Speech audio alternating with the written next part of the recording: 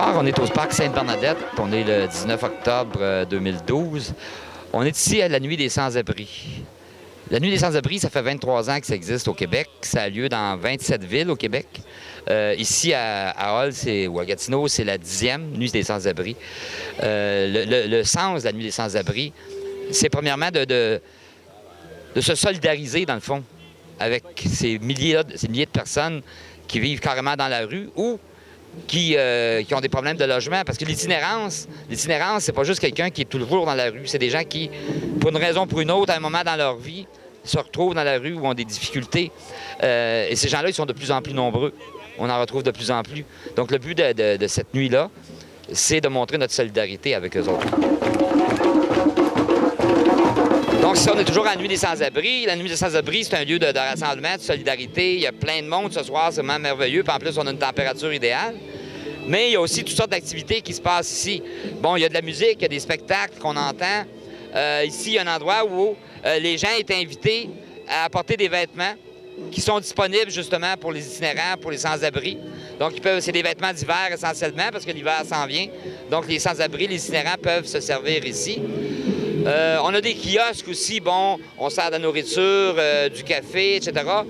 Tout ça est fourni par des commanditaires. C'est gratuit. C'est gratuit, les gens peuvent faire des dons, mais c'est gratuit. C'est des bénévoles aussi, bien sûr, qui s'occupent de tous ces kiosques-là.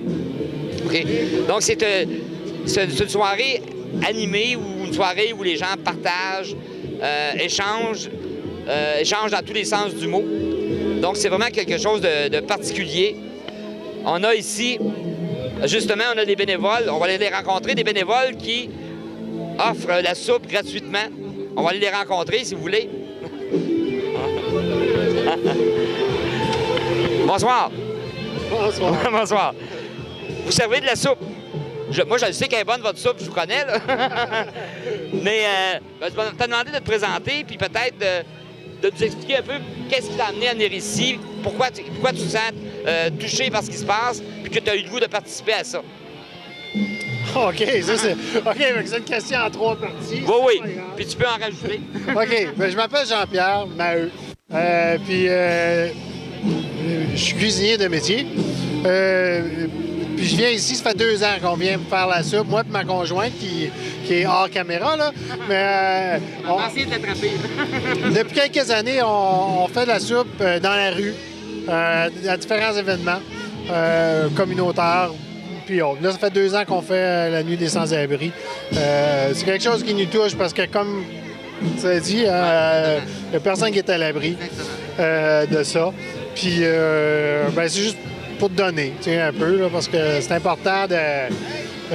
moi, j'ai passé 30 ans de ma vie à apprendre à cuisiner, puis pour les riches, souvent, dans les bons restaurants, puis tout ça, mais maintenant, j'essaie de cuisiner plutôt pour le peuple, pour le monde.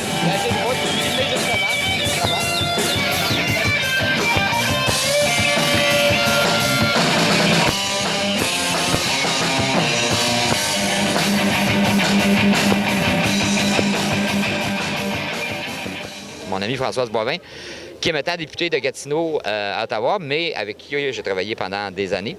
Je voudrais te demander, qu'est-ce qui t'amène ici, toi, Françoise? Bien, la cause. C'est pas la première année que je viens ici parce que je pense que ça fait partie de ton rôle comme député de venir voir le monde, le vrai monde, quand tu retournes de l'autre bord de la rivière, que tu es capable de parler en connaissance de cause. Je pense qu'il y a bien des députés qui auraient intérêt à faire la même chose pour rester bien connectés. Puis l'autre volet, c'est que j'aime ça passer ma nuit avec toi. Mais je te connais aussi assez pour savoir que tu n'as pas attendu d'être député pour t'intéresser à ces causes-là. Non, exactement. Tu sais, la plupart des causes auxquelles je participe, c'est des causes avec lesquelles je suis impliquée depuis des années. C'est quoi? C'est la 10e année? La 10e, oui, c'est ça. Oui, la 10e. Alors, c'est pas d'hier. C'est encore triste qu'on est dans une société qui a besoin d'avoir ces nuits de sans-abri pour sensibiliser les populations aux besoins. À chaque fois, j'ai la même réflexion qui me traverse l'esprit. On ne fait pas les choses correctement, c'est bien certain. Une société qui a des gens qui vivent dans la misère, c'est pas une société qui se dit juste, c'est pas juste pantoute. Non, je suis d'accord, d'autant plus que loin de s'améliorer, ça s'empire. Il y a de plus en plus de jeunes, de plus en plus de femmes, de plus en plus de familles. Exact, parce que c'est vrai qu'il était un temps là, où le visage du sans-abri, c'est un visage d'homme d'un certain âge. Et là, c'est des jeunes, avec des comme problèmes tu de dis, toxicomanie ou d'alcool, ouais. alors que c'est plus ça du tout. Non, là. non, non. Il y a des gens, là, tu sais, j'ai des collègues en chambre, je dirais pas leur nom, qui me comptent, là, ils viennent de loin, là, et puis qui ont vu ça, là, en première ligne, et puis qui se disent, tu regardes, puis tu te dis, voyons, j'aurais jamais pensé que ça peut arriver à n'importe qui, Roger. Bien, je pense que je te l'avais déjà dit. Moi-même, j'ai vécu un an dans la rue quand j'étais jeune, puis j'avais pas de problème d'alcool ou de toxicomanie. C'est les circonstances de la vie. Et c'est pour ça que ce que je voudrais dire aux gens, puis je pense que tu es d'accord avec moi, c'est arrêtons de juger. Puis prenons le temps de les regarder, parce que chacun de ces personnes-là a une histoire. Mais tu vois, je pense qu'il y a des dirigeants qui aiment ça qu'on pense que l'image du sans-abri, c'est le toxicomane, c'est la personne qui veut pas travailler, parce qu'ils aiment bien mieux que la population se dise « Ah, c'est tout, ils font exprès, c'est leur faute si ça arrive. » Exactement. T'as des problèmes. Un des problèmes majeurs de notre société québécoise, c'est les problèmes en santé mentale. On n'investit pas suffisamment, on n'entoure pas ces gens-là. Exactement. Et ces gens-là, bien souvent, se retrouvent sur nos rues et deviennent des sans-abri. Puis ça, c'est inquiétant. Ça, c'est notre faute. C'est ça. Puis le discours général qu'on entend, c'est de culpabiliser la victime, finalement. Exactement. Culpabiliser la victime. C'est tellement vrai ce que tu dis que je me souviens, moi, pendant la dernière campagne électorale, quand on avait eu un débat justement sur la question de la pauvreté, la réponse de la candidate conservatrice, c'était de dire que les mesures qui étaient pour prendre pour enrayer la pauvreté, c'était d'augmenter l'offre d'emploi. Les deux bras m'ont tombé, Roger, parce que je me disais, bien, la personne qui souffre de santé, qui a un problème de santé mentale, la personne qui a peut-être un handicap sérieux, tu vas faire quoi pour l'aider, cette personne-là, pour la sortir de la pauvreté? Tu peux pas lui donner une job d'ingénieur, là. C'est ça. Alors, tu sais, mais c'est du monde qui comprend pas c'est quoi du tout la problématique. Exactement. Mais il y a du monde... Oui, c'est le fun ce soir. Il y a plein de monde. Il y a une belle chaleur humaine qui serait le fun, qui se transpose à l'extérieur de ce parc-là, traverse un peu les édifices fédéraux qu'on voit en arrière de nous autres, puis qui se traverse jusqu'à la colline parlementaire. C'est ça, puis il faudrait que cette sensibilité-là, ça soit pas juste une nuit, justement. Non, c'est ça. Parce que moi, je l'ai vécu, puis je travaille beaucoup je côtoie beaucoup des itinérants. Puis moi, je veux dire aux gens aussi, c'est quand vous croyez à un sans-abri, là, changez pas de trottoir. Non, même si vous n'êtes pas obligé de lui donner d'argent. Faites juste passer à côté, lui sourire, puis lui dire bonjour. Parce que la pire chose quand tu es dans la rue, c'est pas de coucher dehors ou de pas manger. C'est que le monde t'ignore. Je peux le dire, je peux en témoigner. Pas manger, tu peux survivre. Dormir dehors, tu peux survivre. Mais ce qui fait que tu meurs en dedans, c'est que les gens te voient pas, tu n'existes plus. C'est comme si on voulait te déshumaniser un peu. Mais c'est parce qu'on se donne une conscience. On essaie de ne pas se donner de trouble de conscience en ignorant. On pense qu'on va oublier le problème en le regardant pas en pleine face. Alors. Mais il y a du talent ici, il y a des cris de cœur qu'on entend depuis le début. Je veux dire, tous ceux qui sont jamais venus ici, venez l'année prochaine. Il y en a à chaque année au mois d'octobre. Venez, ça vaut la peine. Puis après ça, faites pression sur vos décideurs pour s'occuper des vrais dossiers. Parce qu'après ça, exactement. Au lieu de renommer des musées, au lieu de renommer des sentiers. Au lieu de faire des publicités sur la guerre de 1812, là, faisons la guerre à la pauvreté maintenant. Imagine si on prenait le 97 millions de projets que le gouvernement est prêt à dépenser pour la guerre de 1812, si on mettait ça dans le vrai monde qui est dans la misère, et on en ferait du chemin. Moi, j'aurais un message à dire à la peur. Si tu veux faire quelque chose pour le jubilé de diamant de la reine, là, bien, le plus beau cadeau que tu pourras lui faire à la reine, c'est d'abolir la pauvreté au Canada. Exactement. Je suis tout à fait d'accord avec toi. Merci. Salut. Car si les lois de l'économie vous échappent, puisqu'elles sont, semble-t-il, divines. Daniel Saint-Jean, directeur de Droit Accès Outaouais, Défense de droit santé mentale. Donc, ma clientèle qui est ici. Effectivement, c'est ça. Donc, parce qu'effectivement, les sans-abri, j'en parlais tantôt, oui, il y a cette clientèle-là, mais ce qu'on disait aussi, c'est que c'est de plus en plus vaste, de plus en plus large. Nous, dans les gens qu'on aide, là, il y a beaucoup de fonctionnaires fédéraux. Il y a du monde du réseau de la santé qui se sont fait passer sur le corps. Il y a du monde de la construction. Il y a toutes sortes de monde. Puis de tous les âges, puis de tous les sexes. Fait que c'est très diversifié, mais c'est sûr qu'on a beaucoup de gens appauvris. Puis en santé mentale, moi je dis toujours, la folie rend pauvre, puis la pauvreté rend fou. Fait que c'est bon. Effectivement. Justement, la clientèle que tu touches particulièrement, ceux qui ont des problèmes de santé mentale, est-ce qu'il y a une problématique qui est plus propre à eux autres? Quand on prend le problème de l'itinérance de façon générale, est-ce qu'il y a une problématique particulière ou qui est encore plus compliquée pour eux autres? Écoute, le logement et le revenu, c'est des majors, hein, ce tour-là. Les assurances. Ah, les assurances. Méchant problème. Assurance médicaments, assurance salaire. Tu sais, à cette heure, là, quand tu as été malade 3 mois, là, il est temps que tu retournes travailler. Puis là, ils disent qu'est-ce que tu fais pour aller mieux? Ben, je vais voir un psychologue. Non, il faut que tu prennes des pilules. Puis là, si tu prends pas tes pilules, il te coupe l'assurance parce que tu fais rien pour t'aider. C'est sérieux problème, là. Oui. Puis au bout de 12 mois, ben, c'est sûr que tu n'es plus malade, puis il faut que tu retournes au travail. Puis là, tu retournes au travail pas prête, puis là, tu retombes. Puis là, la deuxième fois, ils t'attendent avec une brique pinfanale. Puis la troisième fois, regarde, bye-bye. Les assurances, c'est un sérieux problème. Parce que je disais des articles aussi récemment, je ne sais pas si ça t'as constaté ça, mais on disait aussi qu'il y avait de plus en plus de personnes âgées, parce que les gens ont l'impression que les retraités, c'est tous des riches qui vont passer l'hiver en Floride, alors que c'est pas vrai du tout. Il y a un niveau de pauvreté, donc on retrouve de plus en plus de personnes âgées qui ont à la fois ce problème de pauvreté-là et aussi souvent le problème de santé mentale, parce que c'est relié aussi. Écoute, les deux bouts de la vie, là, actuellement, là, sont très, très hypothéqués. Ouais. C'est-à-dire que, oui, les personnes plus âgées, là, c'est abominable. Parce que, tu sais, on n'a pas tous des régimes de retraite de fonctionnaires. Hein? Bon, ben c'est la minorité qui a ça, il faut comprendre ça. Fait que ça paraît. Puis, tranquillement, le coût de la vie a augmenté. Puis, fait que les personnes âgées, là, ils goûtent. Puis, il faut dire aussi qu'on médicalise de plus en plus la vieillesse. Hein? Fait que être vieux, c'est être un fou de plus en plus parce qu'on trouve des diagnostics bizarres. À 84 ans, moi, ma mère est devenue psychotique. Hein? Ah bon? Ah, puis ils l'ont traité comme telle. Ah bon? Et puis, les jeunes, ça, c'est ma grande tristesse. Moi, là, les moins de 30 ans, là, le mélange de drogue légale puis de drogue illégale, là, c'est une catastrophe nationale dont personne ne semble s'occuper, là. Mais c'est un sérieux problème parce qu'il nous arrive tellement maganés par toutes les drogues qu'ils prennent, y compris légales et illégales, qu'on a même de la misère à faire une démarche avec eux tellement ils sont brisés, cassés, maganés.